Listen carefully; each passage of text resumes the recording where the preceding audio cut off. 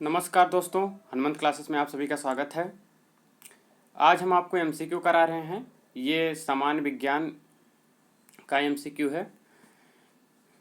ये उन सभी विद्यार्थियों के लिए लाभकारी होगा जो यूपीएससी या अभी जो यूपी में लेखपाल की वैकेंसी आने वाली है उनके लिए, या कोई भी एनडीए सीडीएस, सब में सामान्य विज्ञान से क्वेश्चन बनता ही बनता है।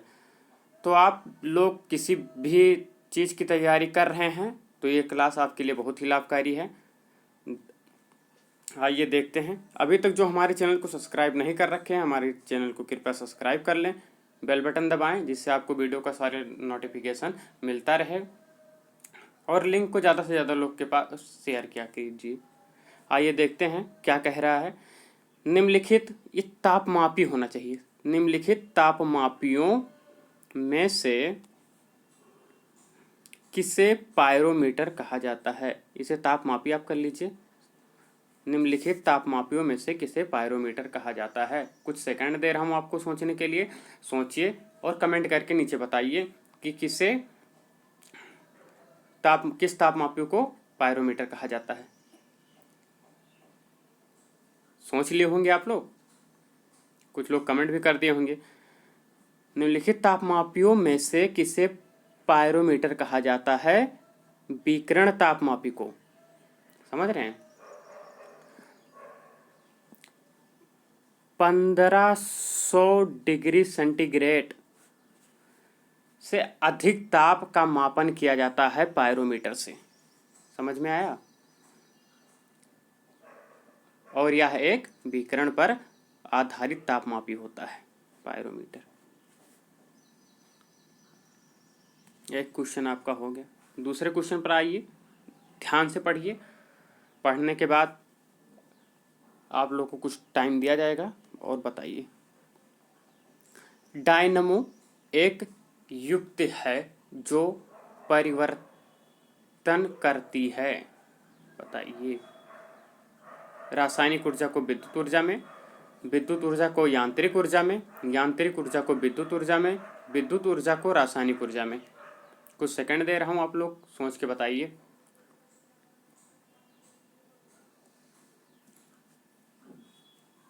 सोच लिए होंगे, कमेंट भी कर दिए होंगे। यांत्रिक ऊर्जा को विद्युत ऊर्जा में। समझ रहे हैं? अगर यहीं पर विद्युत मोटर होता तो यही उल्टा हो जाता। विद्युत मोटर क्या करता है? विद्युत ऊर्जा को यांत्रिक ऊर्जा में परिवर्तित करता है। यहाँ डायनमो है तो डायनमो क्या करता है? यांत्रिक ऊर्जा को विद्युत ऊर्जा में। और अगर रहेगा विद्युत ऊर्जा को यांत्रिक ऊर्जा में तो आप समझ गए होंगे। विद्युत मोटर विद्युत ऊर्जा को यांत्रिक ऊर्जा में परिवर्तित करता है और डायनमो यांत्रिक ऊर्जा को विद्युत ऊर्जा में। दो क्वेश्चन हो गया। तीसरे पे आइए आप लोग। वायु की गति निम्नलिखित के द्वारा नापी जाती है।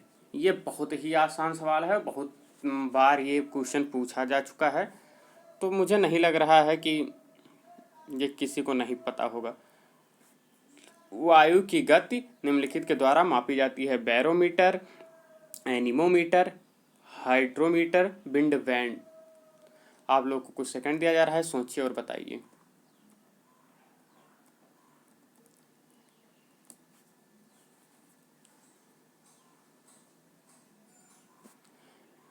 वायु की गति एनीमोमीटर से मापी जाती है। समझ रहे हैं? और बैरोमीटर जो है वायु दाब, वायु दाब के मापन है तो बैरोमीटर का प्रयोग किया जाता है। समझ रहे हैं? और द्रवों के आपेक्षिक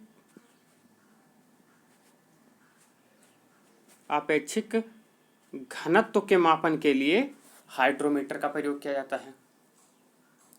और ये विंड वैन है। विंड माने सबको पता होता है, तो विंड की दिशा जो है ये वायु की दिशा के मापने हेतु विंड वैन का प्रयोग किया जाता है। ये किसका इस विंड वैन वायु की दिशा, वायु की दिशा मापने के लिए इसका प्रयोग किया जाता है, विंड वैन का। समझ गए होंगे। अब आइए नीचे। निम्नलिखित गैसों में से कौन सी एक ग्रीन हाउस गैस नहीं है? बताइए। CO2, NO2, NH4O2। कौन सी गैस ग्रीन हाउस गैस नहीं है? तो सबको पता है CO2 ग्रीन हाउस गैस है, NO2 भी है, CH4 भी है, ऑक्सीजन नहीं है। ये तो O2 जो है ये तो हम सांस लेते हैं, जो वो सांस लेने में लाभकारी गैस होता है, ऑक्सीजन जिसे हम कहते हैं। ये ग्रीन हाउस गैस नहीं होता है, ये प्राणदायी गैस इसे कहा जाता है। इसे आप लोग याद रखिए, इसे प्राणदायी गैस भी कहा जाता है। भूलिए मत, बहुत बार ये पूछा जाता है। आइए नीचे। वायु शक्ति में ऊर्जा का कौन सा रूप विद्युत ऊर्जा में परिवर्तित होता है? ये बहुत ही आसान सवाल है, लेकिन जब थोड़ा दिमाग लगाएंगे तब आपको पता चलेगा। देखिए, वायु शक्ति में ऊर्जा का कौन सा रूप विद्युत ऊर्जा में परिवर्तित होता है? ऑप्शन दिया हुआ है, गतिज ऊर्जा, स्थितिज ऊर्जा, सौर ऊर्जा, विकिरण ऊर्जा। अब आपको कुछ सेकंड दे रहा हूँ, आप सोच के बताइए।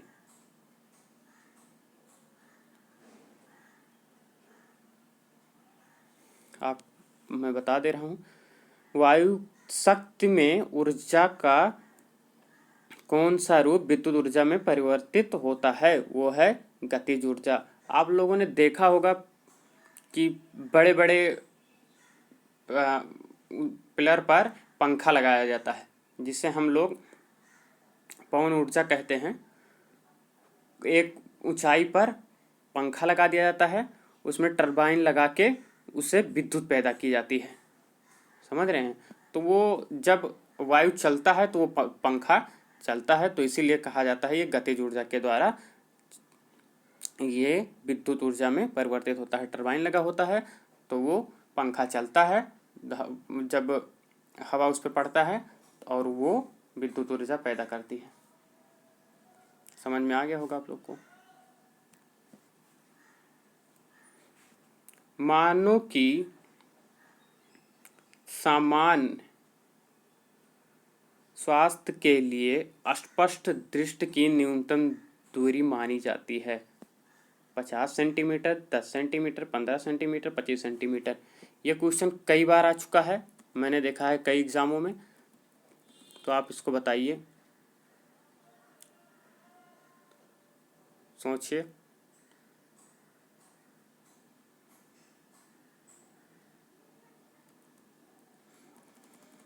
सोच के बता रहा हूँ आपको।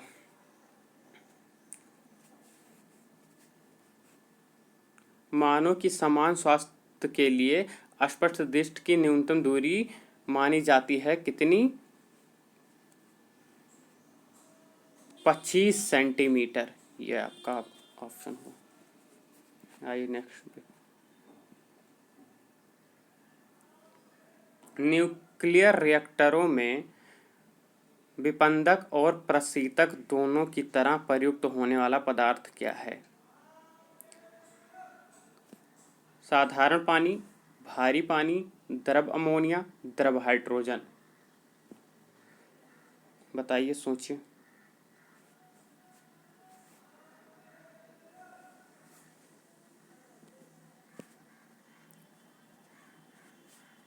बता दे रहा हूँ आप लोग को।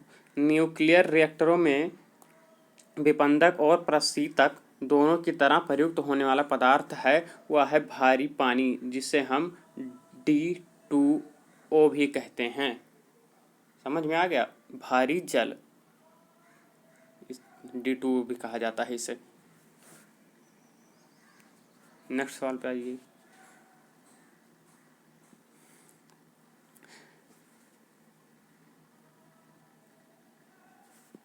नेक्स्ट सवाल, निम्नलिखित में से कौन सा वायु प्रदूषक ऑक्सीजन की अपेक्षा अधिक शीघ्रता से रक्त के हीमोग्लोबिन में घुल जाता है? बताइए। ऑप्शन दिया है pan, carbon dioxide, carbon monoxide, ozone. सोचिए आप लोग और बताइए।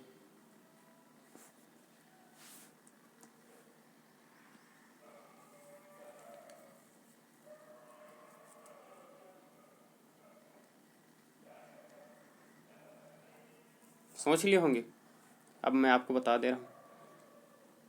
वह है कार्बन मोनोऑक्साइड। कार्बन मोनोऑक्साइड जो है हीमोग्लोबिन में ऑक्सीजन की अपेक्षा अधिक शीघ्रता से घुलता है। समझ में आया? जिसके कारण बहुत आप लोगों को पता होगा कि बहुत जल्दी थकान महसूस होने लगता है, अचेतक हो जाता है। बहुत लोगों का तो मृत्यु भी हो जाता है, मृत्यु का कारण भी बन सकता है। तो आप लोग को समझ में आ गया होगा। नेक्स्ट क्वेश्चन देखते हैं। हीमोग्लोबिन के बारे में निम्नलिखित कथनों पर विचार कीजिए। हीमोग्लोबिन के बारे में आप 4 ऑप्शन दिया है, बताना है कौन कौन सा सही है। यह रक्त में ऑक्सीजन का संचार करता है। यह लोहा युक्त यौगिक है। यह कुछ रोगों के प्रति प्रतिरक्षा प्रदान करता है। यह रक्त को लाल रंग प्रदान करता है। नीचे ऑप्शन दिया है, कौन कौन सा सही है आपको बताना है। 1 2 3 सही है, 1 3 4 सही है, 2 4 3 सही है, 1 2 4 सही है। बताइए कौन सा सही है। कुछ सेकंड आपको दिया जा रहा है।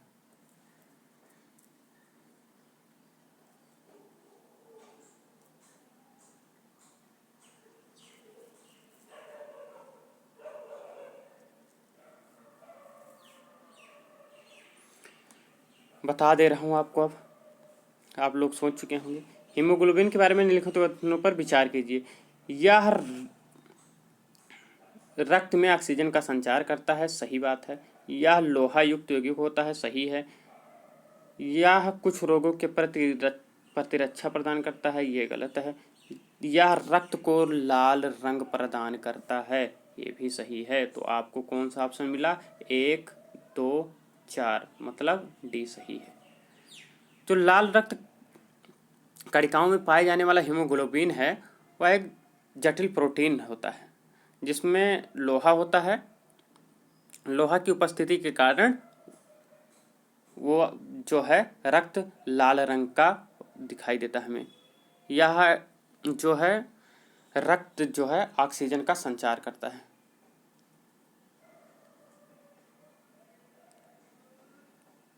समझ में आ गया?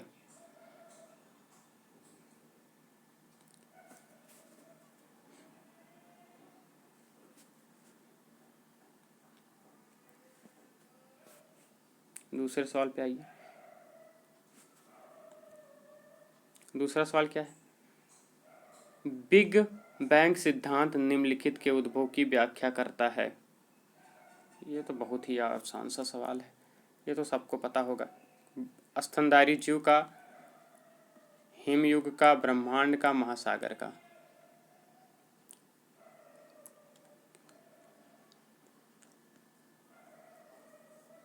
सोचिए।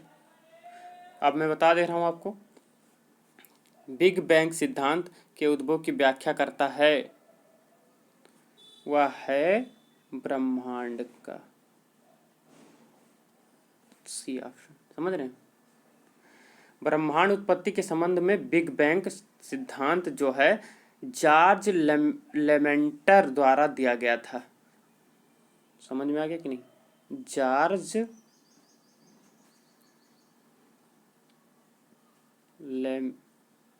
लेमेंटर के द्वारा यह सिद्धांत दिया गया था, बिग बैंग सिद्धांत।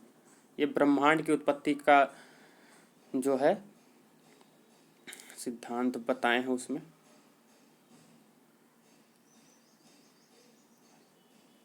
10 क्वेश्चन मैंने आज आपको करा दिया है, डेली 10 क्वेश्चन कराएंगे। वीडियो अच्छी लगी हो तो वीडियो को लाइक कर दीजिए। चैनल को सब्सक्राइब नहीं कर रखे हैं तो चैनल को सब्सक्राइब कर दीजिए, बेल बटन दबा दीजिए और लिंक को ज़्यादा से ज़्यादा लोग को शेयर कीजिए। कमेंट करके बताया कीजिए कि वीडियो आपको कैसी लग रही है, कहाँ कमी हो रही है ये भी बताया कीजिए।